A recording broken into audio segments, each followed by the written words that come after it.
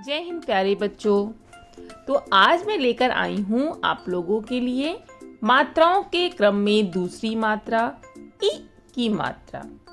प्यारे बच्चों, जब भी हम मात्रा पढ़ते हैं हमें मात्राओं को पढ़ते समय कुछ बातों का विशेष ध्यान रखना चाहिए, जैसे मात्रा की पहचान क्या है, वर्णों के साथ मात्रा का प्रयोग कैसे किया जाता है तथा मात्राओं का उच्चारण किस प्रकार किया जाता है। तो चलिए इन सभी बातों का ध्यान रखते हुए हम ई की मात्रा को प्रारंभ करते हैं। ई की मात्रा लगती कैसी है या फिर ई की मात्रा की पहचान क्या है। बच्चों, जैसा कि इसके पहले हमने आ की मात्रा पढ़ी है। आ की मात्रा बहुत ही आसान है।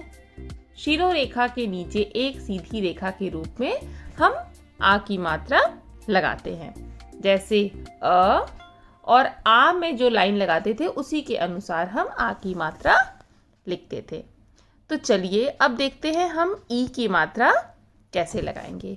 ई की मात्रा एकमात्र ऐसी मात्रा होती है जो वर्णों के पहले लगती है।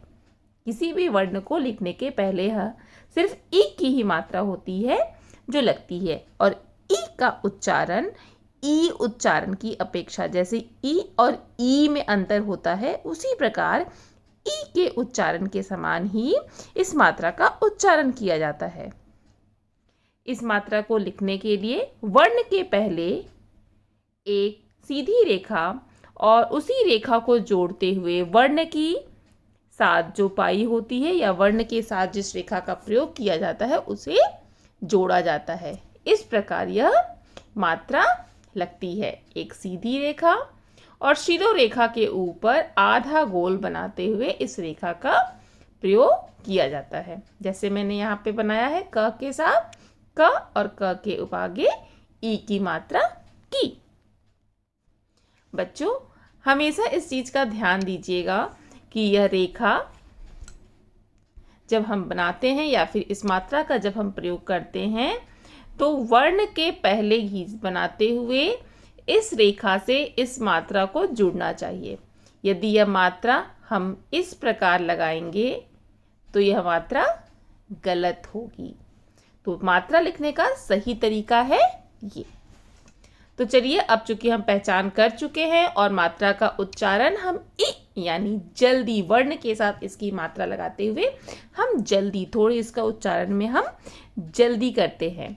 तो चलिए एक एक वर्ण के साथ इस मात्रा को लगाते हैं और इसे हम पढ़ने का अभ्यास करते हैं।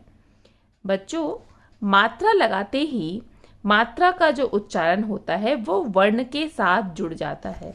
यदि हम क पे ई की मात्रा लगाएंगे तो की, खी, गी, घी, और अंग पे कोई मात्रा का प्रयोग नहीं होता।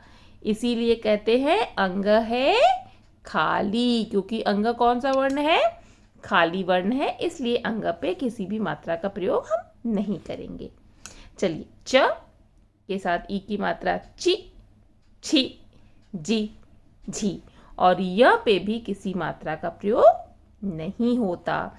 यानी पूरे वर्णमाला में अंग और य पे मात्रा का प्रयोग हम नहीं करते हैं।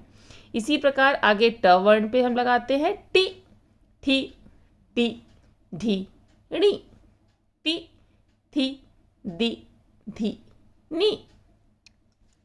अब आगे बढ़ते हैं हम पी, फी, बी, भी, मी, ये, रि, लि, वी, शी, सी, सी, ही, छी, त्रि, गे। इस प्रकार हम वर्णों पर सभी मात्राओं को लगाकर क से लेकर ज्ञ तक सभी मात्राओं के साथ इसका उच्चारण करेंगे। तो इस वीडियो में मैंने आपको सिर्फ मात्रा लगानी सिखाई है। अगले वीडियो में ई की मात्रा से संबंधित कुछ शब्दों को लेकर आऊंगी। तब तक आप मात्रा को लगाकर वर्णों का उच्चारण कीजिए। धन्यवाद।